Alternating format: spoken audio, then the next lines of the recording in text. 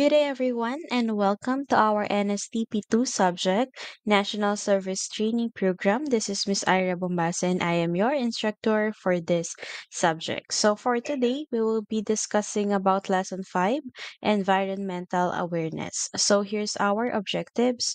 At the end of the lesson, you must be able to first learn the importance of environmental protection. Second, have awareness on the factors that affect climate change. And third, give way to conserve the available sources.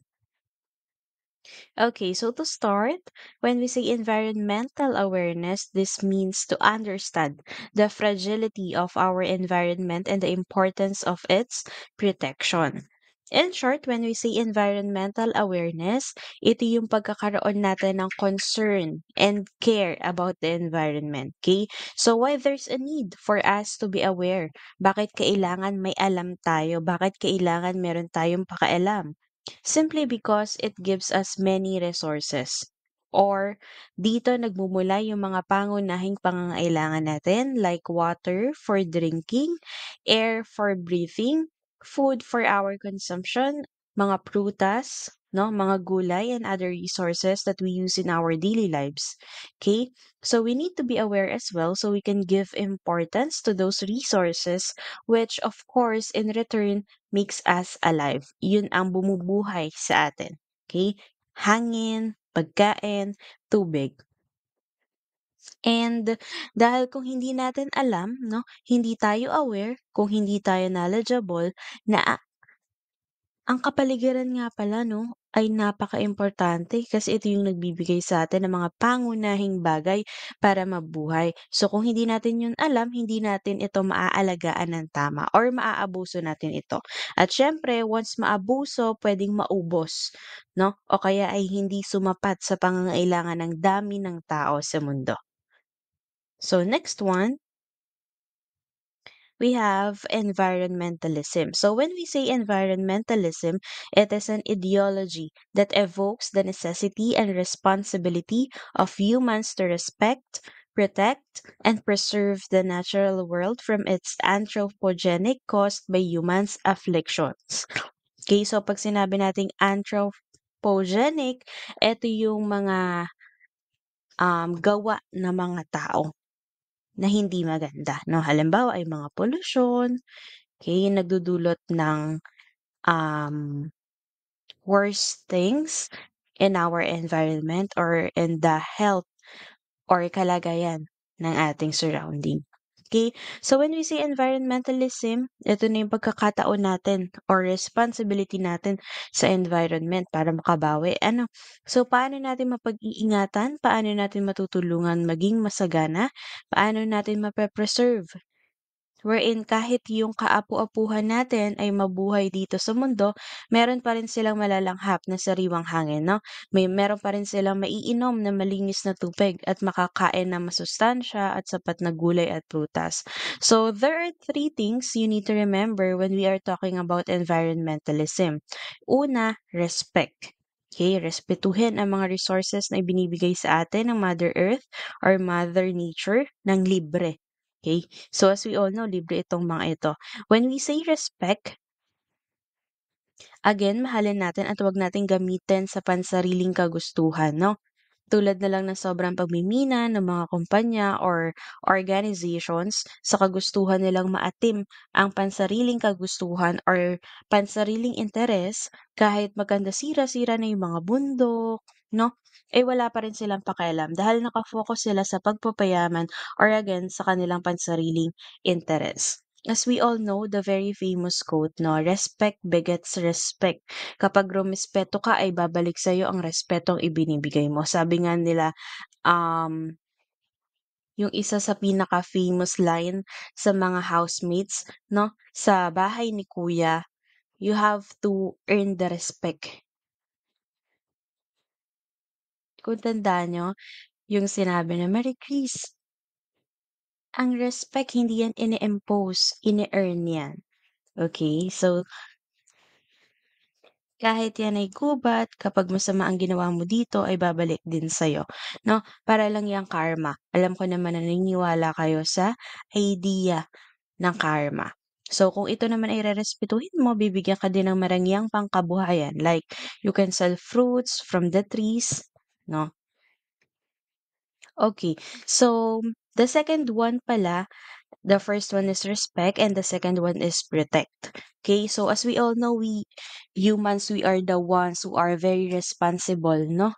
Tayo ang naatasan, tayo ay may kapangyarihan na alagaan at protektahan ang surrounding or ang environment. Next is to preserve. Again, when we say preserve, iniingatan natin para hindi lang yung present time or present people, no, in this year, in this generation na makinabang, but as well as yung mga dadating pa na mga henerasyon.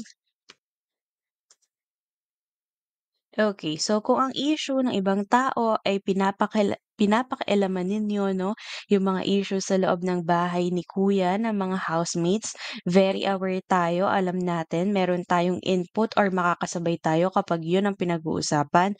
Mga issue ng kapitbahay ninyo, issue ng mga artista. So this time, kailangan nating maging aware or kailangan meron tayong pakialam, kailangan nating pakialaman yung mga issues about the environment. Okay, let's start with pollution. This is any substance in air that could, in enough concentration, harm humans, animals, vegetation, or material. Anything in the air that is harmful to our health or to our surrounding. Okay, so ang pollution, elementarya pa lang tayo ay idini-discuss na 'yan ng ating mga teachers or ipinagbibigay alam na 'yan sa atin, 'no? "Oh, 'wag kang magkalat diyan, dadagdag sa polusyon 'yan, huwag kayong masyadong maingay, dadagdag sa noise pollution 'yan." O yung mga basura niyo, ingatan niyo, baka mapunta sa dagat, mapunta sa ilog, 'yan ay dadagdag sa water pollution, okay? So, as we all know, pollution, anything that could harm, puwedeng tao or hayop or living things, 'no, nabanggit din diyan na puwede ding materials. Okay, lalo na yung mga substances na nai-intake natin like usok, 'no? So we have different types of pollution. Let's start with the air pollution muna. So smoke venting, pagsusunog ng mga plastic, anything that could harm the air. So yun ay nagiging cause ng pagdumi ng hangin, 'no? Mga pabrikang kung magbuga ng usok ay sobrang dami at sobrang itim. Mga sasakyan, especially na yung mga lumang mga jeep, kung mapapansin natin, kapag nasa biyahe tayo kung mag-release sila ng usok ay sobrang itim, 'no? Sobrang itim at sobrang babaho. So that's air pollution. So we also have water pollution, 'no? Sa water pollution naman, as we all know, 'yan yung mga basura na makikita natin sa iba't ibang klase or iba't ibang uri ng anyong tubig, 'no? Wherein napapahamak na yung mga creatures or yung mga fishes natin, those animals na nakatira sa mga tubig. And we also have, yung nabanggit kong noise pollution, kapag naman yun ay sobrang ingay. We have land pollution, 'no, yung madalas nakikita natin sa kalye kahit may mga nakalagay na bawal magtapon dito, bawal umihi dito, dun pa rin ang pinakamapanghe, 'no, o mapapansin ninyo napakaraming pollution, especially sa ating bansa, sa Pilipinas. Tayo ay mga living witnesses diyan. Okay, so merong mga epekto ang mga polusyon, 'no, na nagagawa ng mga tao. May epekto 'yan sa kapwa natin tao at siyempre may epekto 'yan sa ating environment, sa ating mother nature. Let's start with the effects of air pollution. Yung nakikita nyo ay yung mga iba't ibang mga epekto sa air pollution na maaaring maging dahilan ng pagkakaroon ng sakit ng tao, 'no? Nerve damage, skin damage, increased cancer risk. Pagdating sa lung cancer, pwede tayong makakuha due to air pollution. Then circulatory problems in skin, kung patuloy ang air pollution, patuloy ang pagdami ng hangin at syempre yun yung ini-intake natin, maaaring maging cause yun ng iba't ibang sakit. So, magiging delikado na 'yon para sa mga tao. Again, bukod sa air pollution, meron din tayong mga tinatawag na water pollution, yun yung pagdumi ng tubig, meron din tayong noise pollution. Ito naman yung sobrang ingay ng paligid, lalo na sa city or urban areas kung saan madaming sasakyan, no? Daming tao, sabay-sabay na lahat. Then water pollution, nagiging cause ng pagkamatay ng nabubuhay sa tubig, dagat. Okay?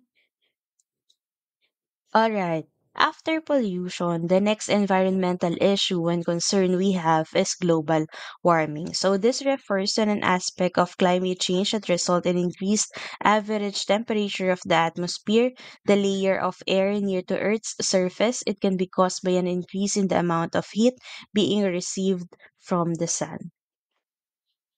Ito na yung pag-init ng mundo 'no, kung mapapansin ninyo as in sobrang init lalo na 'pag summer dito sa Pilipinas. Pero hindi lang din naman sa bansa natin 'no, maging sa buong mundo ay nararamdaman ito.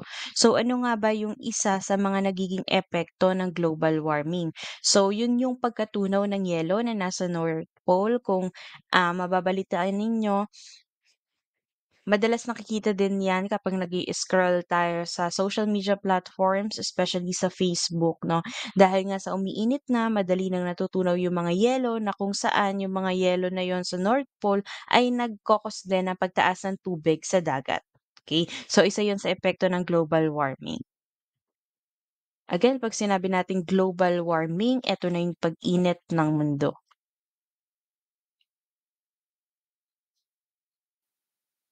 Okay, so now let's have the impacts of global warming. Ano nga ba yung mga epekto ng global warming sa tao at sa kapaligiran? So una diyan ay changing rain and snow patterns. Tulad sa Pilipinas, pagdating ng bandang June, July, no? Tag-ulan na 'yan. Pagdating ng bandang November, December, malamig na yung panahon and as early as March, April, no? Summer period na 'yan. So yun yung dating nakasanayan na natin. But now, no, kung mapapansin ninyo when we compare it as early as May, nagiging tag-ulan na. Tapos yung peak na malamig talaga yung panahon na dati nararamdaman lang natin yan 'pag November, December. Ngayon ay kahit January, February, ramdam pa din natin yung lamig ng panahon. So yun yung sinasabi na changing rain and snow patterns. Okay, so we also have stronger storms. Kung mapapansin ninyo last year, sunod-sunod yung mga bagyo na dumating sa atin. Rising sea level, again, pagtaas ng tubig mula sa pagkatunaw ng yelo, yun na-discuss natin kanina lang. Then, more droughts and wildfires yan, no? Kung mapapansin ninyo, kung nabalitaan ninyo, halos sunod-sunod rin. No, dahil sa tindi ng init ng panahon, ang daming sunog. Maski hindi yung forest fires 'no, yung dun lang sa mga locality natin dito pa lang sa Santa Cruz napakarami na nagkaroon sa, may bubukal sa school sa LSPU, meron dito sa Uugong, meron dito sa Calyos. So, within the month of March napakarami ng sunog na nangyari sa Santa Cruz, Laguna pa lang. Okay, so dahil yan again sa sobrang init ng panahon because of the global warming. So, nagsama-sama na yun. And then meron ding warmer oceans, changes in animal migration and life cycles, higher temperatures and heat waves, less snow and ice, changes in plant life cycle. So ilan lang yan sa mga nagiging impacts or epekto ng global warming. Okay, so our third environmental issue is climate change. So climate change is the average weather in a place. It includes patterns of temperature, precipitation, rain or snow, humidity, wind, and seasons. Climate patterns play a fundamental role in shaping natural ecosystems and the human economies and cultures that depend on them. Okay, so yung nabanggit natin kanina 'no, yung pagbabago ng klima, pagbabago ng panahon, pattern ng climate natin ay nag-iiba na din. Okay, so we have here some effects of climate change, rising sea levels, more heat-related illnesses, 'no, yung mga heat stroke. Kaya pinag-iingat hindi lamang ang mga tao maging ang mga hayop, mga alaga nating hayop na palaging bigyan ng tubig, painumin ng medyo malamig na tubig. So take note, yung sobrang lamig na tubig ay delikado din. Yung bigla kang iinom ng sobrang lamig, ang init-init ang panahon. So dapat ay moderate lang kung gusto niyong uminom ng malamig na tubig, 'no? Ingat din kayo diyan. Economic losses, kasama na din diyan yung heat cramps, heat exhaustion, 'no? Kaya aside from normal people who are just living their days, 'no, and the summer period, summer occasion, we are also want to take care of our riders, 'no, or those people who are working under the heat of the sun na hindi talaga maiiwasan. Doble ingat din sa kanila. So, meron din tayong economic losses, more or worse droughts, more animal extinctions, 'no, dahil sa pabago-bago na panahon, hindi na kinakaya ng katawan ng mga hayop na mag-adjust at dumepende. 'No, and as we all know meron din namang mga hayop na hindi talaga nabubuhay sa sobrang init ng panahon or hindi nabubuhay sa sobrang lamig ng panahon, and meron din namang mga hayop na sa sobrang bilis ng transition like uulan, tapos ang lamig, tapos biglang iinit ng sobra-sobra, 'no? Hindi rin nila kinakaya yung gano'ng tindi ng pagbabago-bago ng panahon. We also have more or worse forest fires. Again, 'no, yung mga nabanggit ko kanina na mga forest fires or fire incidents, 'no? And more and worse storms, rising temperatures. So again, ilan lang 'yan sa mga epekto ng climate change. And I'd like to add, greenhouse gases, 'no, yung ginagawa ng mga tao na nakakaapekto o nakakapagpataas ng greenhouse gases kung saan ito yung nagiging cause ng pagkabutas ng ozone layer, and with that mas lalong umiinit yung panahon. Halimbawa, yung sobrang paggamit ng mga aircon, okay. All right, next, potential climate change impacts. Climate changes, temperature, precipitation, sea level rise, health impacts, agriculture impacts, forest impacts, water resource impacts, impacts on coastal areas, species, and natural areas. Pagdating sa health, 'no, iba't ibang sakit na ang naglipa na ngayon lalo na nang dumating ang pandemya. Problema din sa agrikultura due to climate change, water areas, and more. Okay, so we also have impact of climate change on human health, 'no, yung mga severe weather, nagko-cause yan ng injuries, fatalities. 'Pag sinabi nating fatalities, meron ng mga namatay, 'no, sa worst case scenario. Mapainit man 'yan, mapalamig, 'no, yung mga bagyo, nagkakaroon ng casualties. And then sa heat stress, cardiovascular failure, meron namang mga pagkakataon na hindi siya diretso heat stroke, 'no, nagsisimula siya sa heat stress, na-stress ang mga tao dahil sa sobrang init, wala silang magawa, especially those who are living in urban areas, 'no, sa cities napakainit dahil din sa napakadami ng tao.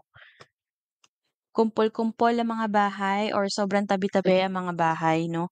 And then, water and food supply, malnutrition, diarrhea, harmful algae blooms, sa mental health, anxiety, despair, depression, post-traumatic stress, sa environmental refugees, forced migration, civil conflict, sa waterborne diseases, cholera, cryptosporidiosis, Campylobacter, leptospirosis, allergies, respiratory allergies, poison ivy, vector-borne diseases, malaria, dengue, encephalitis, hantavirus, Rift Valley fever, sa air pollution, asthma, cardiovascular disease. So napakarami pong epekto or impact, 'no?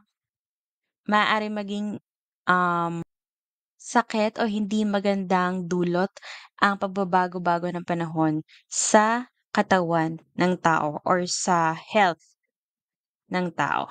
Okay, next we have the ozone depletion. This is the gradual thinning of Earth's ozone layer in the upper atmosphere caused by the release of chemical compounds containing gaseous chlorine or bromine from industry and other human activities.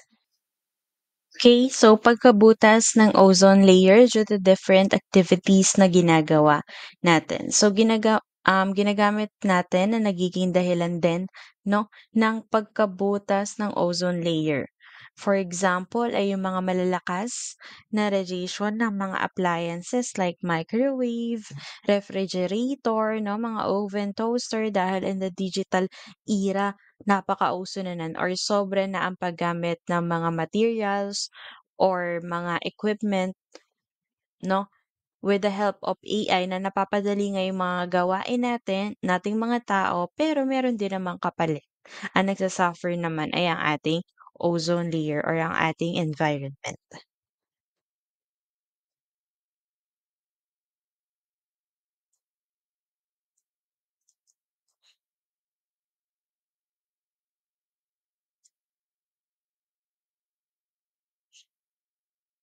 Okay, so that's the chemicals depleting ozone layer, the ones I've mentioned earlier, yung mga refrigerator, mga microwave 'no, and alright, so the fifth environmental issue and concern is the water pollution. So very few cities in developing countries have proper facilities for disposing of solid and human waste. Because cities generate so much of both, this is a huge problem to people's health and the pleasure of living in a city. Okay, so as we all know, yung mga tao dito sa probinsya ay lumilipat nga sa Maynila para magkaroon ng mas maraming opportunities, makakuha ng mas magandang trabaho wherein meron ding mas malaking sahod dahil that's an open fact 'no, na mas mataas talaga ang sahod sa Maynila kumpara dito sa mga probinsya kaya may tinatawag tayong provincial rate na mga Manila rate. However, yung pleasure ng pagtira sa city 'no, ay bumababa or pumapangit yung vision natin because of the pollution. Especially, again, in Manila, there are a lot of people. So, there's also a high probability, as we all can witness, na mas marami talaga ang pollution doon. No? For example, itong nasa picture natin na in-include ko, hindi na siya mukhang anyong tubig dahil sa mga basura na nakatambak, no? Tapon doon, tapon dito, kawawa naman yung mga nabubuhay na mga hayop sa ilalim ng mga tubig na yan. So, maraming mga cities ngayon ang nagiging highly urbanized na, 'no, kung saan nakakalimutan na ang proper waste disposal, 'no? Meron ng nakalagay na nabubulok, 'di nabubulok, nakasalubong na ang basurahan pero hindi pa rin dun itatapon, ibabato pa rin sa kalye, 'no? So, instead na sa proper waste disposal napupunta na sa bodies of water, napupunta na sa hallway, napupunta na sa mga nilalakaran na lang natin yung mga basura. Okay, so with that, nagkakaroon tayo ng water pollution. So again, sa Manila, kung napansin ninyo, before pandemic, ang Manila Bay ay napakadumi. No? Dahil nga lahat na ng waste from different establishments na malapit sa Manila Bay ay doon napupunta. Pero nabalitaan din natin no, na during lockdown period, sinasabi ng nakararami or ng karamihan na luminis nga daw ang Manila Bay dahil naging clear yung water kasi nga na-stop din yung operations ng mga nasa nearby areas because of the pandemic. So, let's always remember na dapat kasabay ng pag-develop ng isang city or ng isang lugar ay kasabay din nito yung pagme-maintain or hindi dapat nawawala, hindi naiiwan yung pagme-maintain ng mga resources na meron tayo. And also, of course, to avoid the pollution. Okay, so the next one we have loss of biodiversity. So ito yung pagkawala ng buhay ng mga living things sa society due to different issues and concerns. So marami na napakarami ng species ang nawawala ngayon, 'di ba? Meron nga tayong tinatawag na endangered species. At yung mga endangered species na yon ay unti-unti nang nawawala, no? Paubos na ng paubos due to different issues on the environment. So from endangered species, nakakalungkot na nagiging extinct na yung mga hayop. Okay, so we have here the five core elements of an environmentally friendly policy. Okay, so ito lang yung mga simpleng rules and policies, mga paalala na kailangan nating sundin sa pangangalaga ng ating environment, or hindi man sundin ay we have to remind ourselves, we have to remind other people that these are the core values, very important principles in order to maintain a healthy, clean, and environment wherein the future generation will be able to utilize as well. Okay, so the first one ay commitment. So kung gaano dapat tayo ka-committed sa relasyon na meron tayo, ay gano'n din tayo dapat ka-committed sa pag-aalaga natin sa environment, 'no? Hindi yung ngayon lang, hindi lang porket meron tayong NSTP subject, hindi porket CWATS kayo or CWTS na kailangan niyo sumunod, kailangan niyo makapasa, kaya niyo ginagawa ito, 'no? Ang environment naman ay nandiyan na 'yan, bago pa kayo isilang at nandiyan pa rin 'yan kung lilibanin na natin ang mundo. So, etong subject lang natin na NSTP ay pinapamulat kayo 'no, sa kung anong realidad, ano na ang ganap sa environment, kung gaano na nagiging kapabaya ang mga tao para maibalik natin, balik loob kumbaga, sa responsibilidad nating mga, tao, hindi lang tayo mga Pilipino but all humans, no, our responsibilities to the environment which was given to us. Kasi wala namang ibang mag-aalaga at magpoprotekta kundi tayo lang, no? Okay? So, sana ay after nitong subject natin or in the middle of our subject with the National Service Training Program, ay maging committed din tayo sa pag-aalaga sa environment dahil later on ay tayo din naman ang mahihirapan or maghihirap kung wala na tayong makukuha or wala na tayong magi-gain from the environment, 'no? Kasi balik ano lang 'yan, eh, give and take. Inaalagaan natin, binibigyan tayo ng mga fruits, binibigyan tayo ng vegetables, binibigyan tayo ng clean air, 'no, binibigyan tayo ng water for drinking, 'no? So, ituloy lang natin yung magandang relationship with the environment.